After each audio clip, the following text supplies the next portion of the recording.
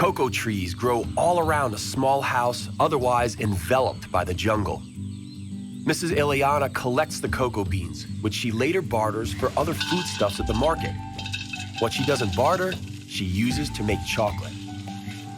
Don't be fooled by the name. The inside of the cocoa bean is not nearly as sweet as you might otherwise expect.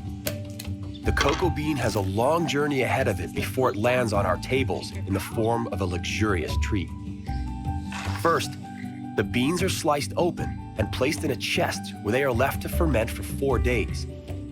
Each fruit has about 50 beans.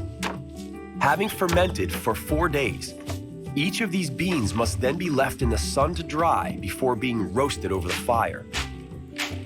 The brown color signifies that the beans are now ready for the next phase, battering the beans so that the remaining pulp separates from them. The pulp would ruin the taste of the chocolate. Mrs. Ileana's grandma sieves it to get rid of all the impurities. When that's done, she handpicks the best beans. The result is a brownish powder which, to some extent, resembles chocolate. However, there is still something missing. It's now time for the final step in the production of pure, ecological bio-chocolate. The powder is mixed with water and cane sugar. This recipe is ancient. It goes back to the time of Montezuma, the Aztec ruler, who considered cocoa drink a delicacy. The Aztecs were more than aware of the aphrodisiac nature of chocolate. The word chocolate comes from the Aztecs. At last, the chocolate is wrapped in banana leaves. First, it is necessary to heat the leaves to make them flexible and prevent them from breaking when folded. The grandma painstakingly molds the chocolate.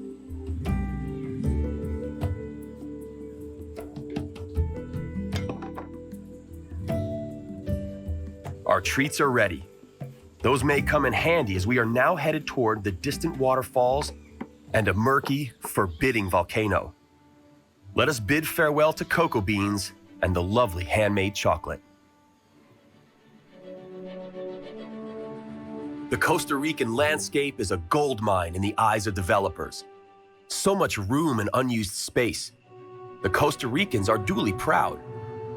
The Costa Rican government attempted to implement asphalt road building on a number of occasions to no avail. Despite the obvious fact that roads would have facilitated transportation and improved life in general, the locals refused. They are content with what they have and feel no need to deface their country with industrial and tourist infrastructure. And so it well may be that in a couple of decades, we will visit Costa Rica as one of the few remaining paradises left on Earth. If the Costa Ricans had a different mindset, Salto San Luis, located in the Monteverde province, would have been condemned to empty beer cans and other trash, rather than the magnificence of the surrounding rainforest, streams, and even this 2-story waterfall. The threat of unchecked tourism continues to loom over the natural wealth of Costa Rica. This is why the Costa Rican government devised a system of hanging bridges over the misty rainforests in the national parks. Visitors may thus admire the beauty of the rainforest without trampling plant life or stressing the animals. And of course, you can't pull up plants as a souvenir if you can't reach them. This experience could be rather unpleasant for those afraid of heights or suffering from vertigo. Count yourself lucky if you are not one of them. You can take advantage of the intricate system that allows you to be hauled even higher, where you can admire the rooftop of the rainforest.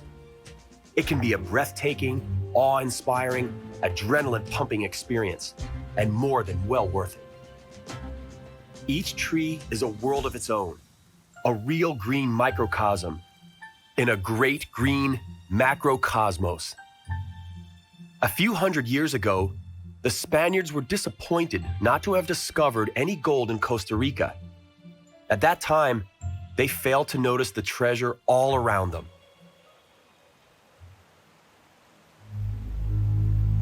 Let us look around one last time.